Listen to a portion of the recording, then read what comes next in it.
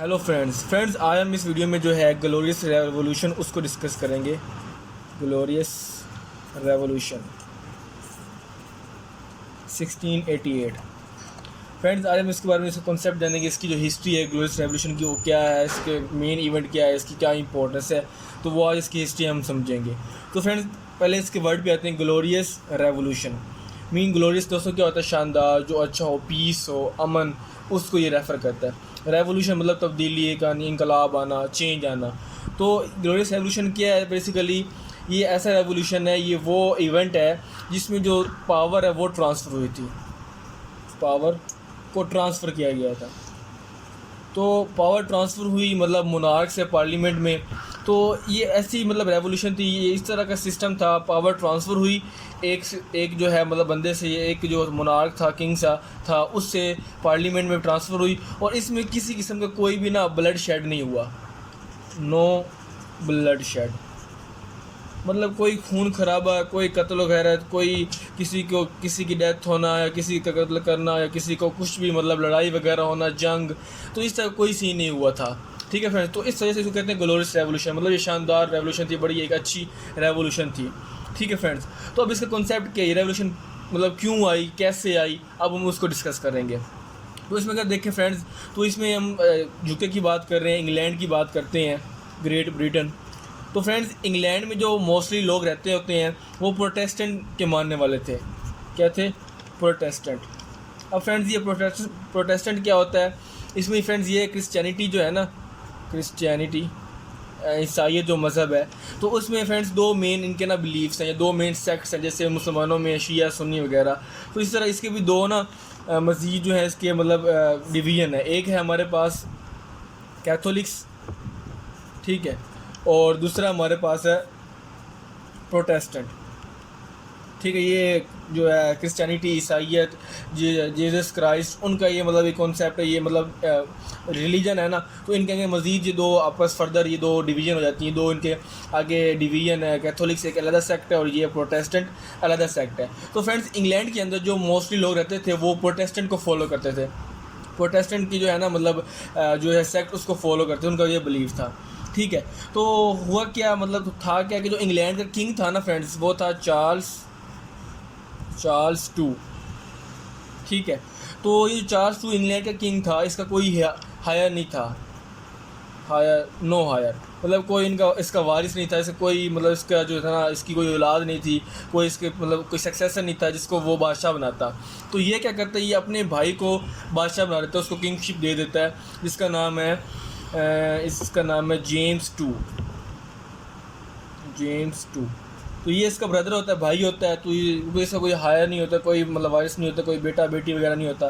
तो अपनी ये टावर, अपनी जो पावर होती है शिफ्ट कर देता है, जेम्स टू को दे देता है, इसको किंग बना देता है। ठीक है, तो फ्रेंड्स जब ये किंग बनता है जेम्स टू, तो ये फ्रेंड्स जेम्स होता है ना, ये कैथोलिक को मानने वाला होता है। कैथोलिक जो होता है वो होता है मतलब रोमन कैथोलिक्स जो है वो उसको मानने वाला होता है, उसका ये मतलब जो होता है बिलीफ होता है। तो फ्रेंड्स ये जो हमारे पास जेम्स है जो उसका भाई था, तो ये क्योंकि ये कैथोलिक्स को मानने वाला होता है, तो ये अपनी जो किंगडम होती है, अपना जो इसका एक स्टेट था, जो कंट्री था इंग्लैंड, तो ये कैथोलिज्म को प्रमोट करता था। क्या करता था? Promote Catholicism. मतलब क्या कि वो जो मेन इंपॉर्टेंट जो पोस्ट होती थी, जो इंपॉर्टेंट जो एक मतलब नौकरियाँ होती थी या इंपॉर्टेंस होती थी, वो किसको देता था?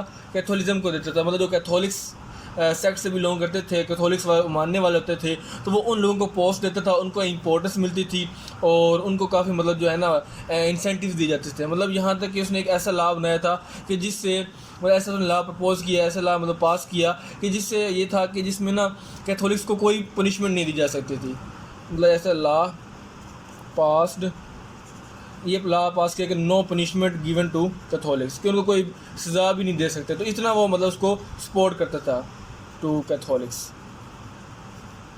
एक तो ये बात हो गई, कैथोलिज्म को प्रमोट करता था। इसके अलावा ये जो जेम्स था ना, इसके मतलब ये पार्लियामेंट को डिज़ोल्व करना चाहता था, ट्राई टू डिज़ोल्व पार्लियामेंट। मतलब ये पार्लियामेंट की बात नहीं मानता था, अपनी ही मनमानी करता था, उनको कोई मशवरे वगैरह नहीं लेता था, तो ये उसको डिज़ोल्व करना चाहता था। ठीक है फ्रेंड्स, और इसके अलावा इसकी और बात की जाए तो ये दो फ्रेंड्स कैथोलिक्स जो था मतलब जेम्स था, इसके मतलब बेटे तो नहीं था कोई, मतलब इसका जो बेटा नहीं था, बेटी थी, इसका नाम था मैरी। जेम्स टू की जो डॉटर मैरी वो थी, और इसका कोई मतलब जो है वो बेटा नहीं था, सन नहीं था। तो अब ये क्या था, क्योंकि जेम्स टू एक कैथोलिक्स था, ठीक है, जेम्स टू क्या था, कैथोलिक्स, जबकि जो इंग्लैंड के रहने वाले लोग हैं वो क्या थे, प्रोटेस्टेंट थे। तो वो इसको मतलब बेयर नहीं कर सकते थे, बर्दाश्त नहीं कर सकते थे। तो वो मतलब उसको एक कैथोलिक्स उनके ऊपर रूल करे तो वो उनके लिए एक अनकम्फर्टेबल सी बात थी, एक बहुत ही गलत बात थी। तो क्योंकि ये जेम्स बहुत बुरा हो चुका था, तो उनको लोगों को मास जो थे, जो पीपल थे, वहाँ के लोग थे, आवाम, तो वो पब्लिक सोच रही थी कि मतलब ये 2-3 सालों में मर जाएगा और फिर उसके बाद इसकी जो बेटी मैरी है वो राज करेगी, क्योंकि बेटा तो इसका है कोई नहीं, और मैरी जो थी वो प्रोटेस्टेंट थी, ठीक है। तो ये उनका कोई इशू नहीं था। तो वो उनका ये ख्याल था कि जो मैरी वो प्रोटेस्टेंट है और वो भी हमारे जो है सेक्ट से मतलब बिलीफ से बिलोंग करती है, तो फिर ये हम पे रूल करेगी, तो कोई इशू नहीं होगा। क्योंकि जेम्स कैथोलिक था, तो उनको ये बिलीफ था कि मतलब पीपल को कि वो 2-3 सालों में मतलब उसकी डेथ हो जाएगी और फिर उसके बाद ये बन जाएगी। लेकिन होता क्या है, इसमें क्लाइमैक्स ये आता है इसका स्टोरी का कि जब ये जो जेम्स होता है ना, ये अनाउंस करता है पार्लियामेंट का सेशन बुला के कि ये पब्लिक में अनाउंस करता है कि उसका एक बेटा है, सन, और वो उसको कैथोलिक ही बनाएगा, क्योंकि वो खुद कैथोलिक से बिलोंग करता था, मानने वाला था। तो जब ये इसने अनाउंस किया ना, लोगों को बताया, तो फिर उस वक्त कुछ जो है ना मामला तो वो ख़राब हो गया। लोगों को मतलब जो है वो गुस्सा आ गया कि ये कि अभी पहले ये कैथोलिक मानने वाला था, हम पे ऊपर रूल कर रहा था, अब इसका बेटा आएगा 70-80 साल, वो हम पे हुकूमत करेगा तो वो भी कैथोलिक होगा। तो ये चीज़ उनके लिए काफ़ी एक ना परेशान करने वाली थी, काफ़ी उनको एंग्जाइटी देने वाली थी, ठीक है फ्रेंड्स। तो जबकि मैरी जो थी वो प्रोटेस्टेंट थी, वो उनके लिए अच्छी बात थी। तो फ्रेंड्स हुआ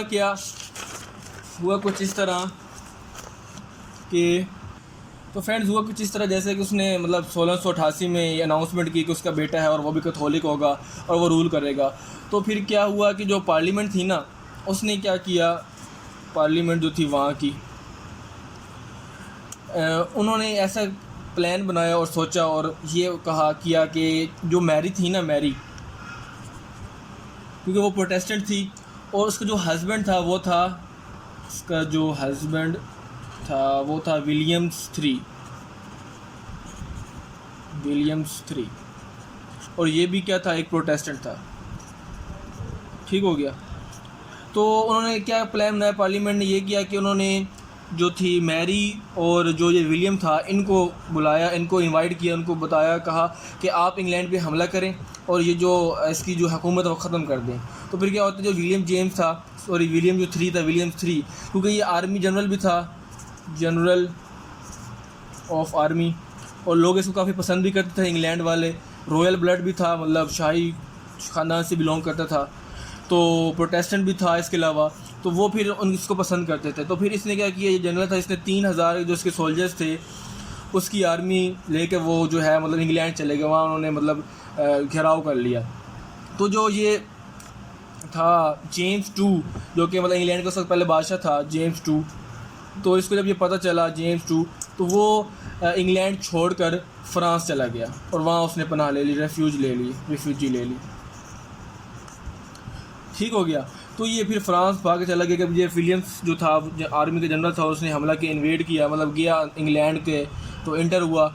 तो जब उसको ये पता चला जेम्स टू को तो कैथोलिक्स था, तो वो फ्रांस चला गया। तो फ्रेंड्स, क्योंकि ये फ्रांस चला गया, कोई इसने जंग नहीं लड़ी, कोई खून खराबा नहीं हुआ, तो इस वजह से कहते हैं ग्लोरियस रेवोल्यूशन 1688 में ये चला गया फ्रांस में। और पीछे से भी जो सारी जो सल्तनत थी, जो सारी किंगशिप थी, वो फिर ट्रांसफ़र हो गई मतलब मैरी और विलियम्स को। मतलब पार्लियामेंट ने मैरी और जो विलियम्स थ्री था, इसका जो हस्बैंड, उनको जो है मतलब सल्तनत का जो है ओहदा अथॉरिटी वो दे दी, वो मतलब किंग और क्वीन बन गया, सारा जो था तख्ता उनके पास आ गया। तो फ्रेंड्स, ये थे हमारे पास ग्लोरियस रेवोल्यूशन। अब इसके बाद इंटरेस्टिंग फ्रेंड्स बात किया है कि जब ये रेवोल्यूशन हो गई, तो जो पार्लियामेंट थी ना, तो उन्होंने मैरी और जो ये विलियम्स थ्री थे, इनसे कुछ साइन करवाए, इनकी कुछ डिमांड्स रखी, क्योंकि बेसिकली काम करवाने तो वाले कौन थे, पार्लियामेंट वाले थे। इन्होंने मतलब मैरी और विलियम को बुलाया और कहा कि आप इन्वेड करें और इस तरह इंग्लैंड पे कब्ज़ा करें, तो उन्होंने कर लिया। तो मेन जो थे पार्लियामेंट थे, तो इन्होंने कुछ साइन करवाए, कुछ पॉइंट्स के ऊपर, डिमांड्स के ऊपर, विलियम जो थे मैरी और जो विलियम्स थ्री था उससे साइन करवाए। अब वो बातें क्या थी जिस पर उन्होंने साइन करवाए? पहली बात ये थी कि जो पार्लियामेंट होगी वो सुप्रीम होगी, पार्लियामेंट इज़ सुप्रीम, मतलब सुप्रीमेसी किसके पास है, पार्लियामेंट के पास है। ठीक हो गया। सेकंड बात फ्रेंड्स इसमें क्या थी कि जो इंग्लिश मोनार्क था सिस्टम, इंग्लिश मोनार्क का, वो ख़त्म हो गया। मतलब इंग्लिश मोनार्क में ये था, मैं बताता हूँ आपको, इंग्लिश मोनार्क जो कि डिवाइन राइट था, कहते हैं कॉन्सेप्ट बना हुआ था उनका डिवाइन राइट का, कि जो मोनार्क होगा ना वो डिवाइन मतलब खुदाई जो है वो उसके पास हक होता है, वो खुदा उसको सिलेक्ट करता है और वो इस वजह से राज करता है, मतलब हुक्मरानी करता है, रूल करता है एक किंगडम के ऊपर, एक कंट्री, एक स्टेट के ऊपर। तो ये जो है जो कॉन्सेप्ट था इंग्लिश मोनार्क वाला डिवाइन राइट का, उसको ख़त्म कर दिया गया कि ये कोई कॉन्सेप्ट नहीं है कि जो डिवाइन है, खुदा कोई मतलब जो गॉड है वो सिलेक्ट करता है, नहीं, इस तरह नहीं है। दूसरी बात, तीसरी बात फ्रेंड्स ये थी कि जो पार्लियामेंट में जो लोग रहते थे, जो काम करते थे, पार्लियामेंट के जो मेंबर थे, वो किंग की जो है ना उसको खुश करने के लिए कोई लॉ नहीं बनाएंगे, मतलब उसके ऊपर कोई फोर्समेंट नहीं होगा क्योंकि वो सुप्रीम है। तो मेंबर्स ऑफ पार्लियामेंट, एक minute, members of parliament will not make law to please the king, मतलब उसको खुश करने के जो किंग कह रहा है उसके ऊपर कोई वो लॉ नहीं बनाएंगे। ठीक है फ्रेंड्स। इसके बाद जो पॉइंट्स अगर देखें तो वो ये फोर्थ पॉइंट ये था कि जो पार्लियामेंट को डिसॉल्व करने का जो राइट था ना वो उसे ले लिया गया, कि किंग के पास कोई जो है ना मतलब वो पावर नहीं है कि वो पार्लियामेंट को डिसॉल्व कर ले। ठीक है। तो parliament can not be dissolved by king, कि किंग जो था मतलब किंग जो था उस वक्त जो होगा तो वो उसको वो किसी भी पार्लियामेंट को मतलब जो पार्लियामेंट होगी उसको डिसॉल्व नहीं कर पाएगा, उसकी जो मतलब कमेटी होगी वो जो सिस्टम चल रहा है वो ख़त्म नहीं कर पाएगा। पहले ये था कि वो जो किंग होता था वो पार्लियामेंट को जब चाहे डिसॉल्व कर सकता था अपनी मर्ज़ी से, लेकिन अब इस जो पार्लियामेंट जो पहले ये वाली बनी तो उन्होंने ये कहा कि अब पार्लियामेंट को कोई भी डिसॉल्व नहीं कर सकता, वो सुप्रीम है, किंग भी इसको डिसॉल्व नहीं कर सकता। लास्ट इसका दोस्तों फ्रेंड्स पॉइंट ये है कि जो मोनार्क सिस्टम था ना, वो जो ब्रिटिश का मोनार्क सिस्टम था वो शिफ्ट हो गया कॉन्स्टिट्यूशनल मोनार्क में, मतलब monarch shift into constitutional monarch, मतलब कॉन्स्टिट्यूशन के अकॉर्डिंग अब मोनार्क जो वो होगा, मतलब एक कॉन्स्टिट्यूशन बना दिया गया, उस कॉन्स्टिट्यूशन के अंडर मोनार्क काम करेगा, मतलब कॉन्स्टिट्यूशन का कॉन्सेप्ट है और वो सुप्रीम होगा, पार्लियामेंट सुप्रीम होगी जो उसमें अमेंडमेंट होगी, तो वो जो मोनार्की का सिस्टम था वो क्या हो गया, कॉन्स्टिट्यूशनल मोनार्की हो गया, मतलब वहाँ पे कॉन्स्टिट्यूशन का एक कॉन्सेप्ट आ गया, उसको फॉलो किया जाने लगा। तो फ्रेंड्स ये था हमारे पास ग्लोरियस रेवोल्यूशन, जो उसके हमने कॉन्सेप्ट जाना एक स्टोरी की तरह आसान तरीके के साथ। होप आपको ये समझ आ गया होगा, आपके माइंड में बैठ गया होगा। तो फ्रेंड्स अगर आपको ये वीडियो अच्छी लगती है तो आप इसको लाइक करें, शेयर करें और हमारे चैनल को सब्सक्राइब करें। तो फ्रेंड्स हम मिलते हैं नेक्स्ट वीडियो में, तब तक के लिए गुड बाय।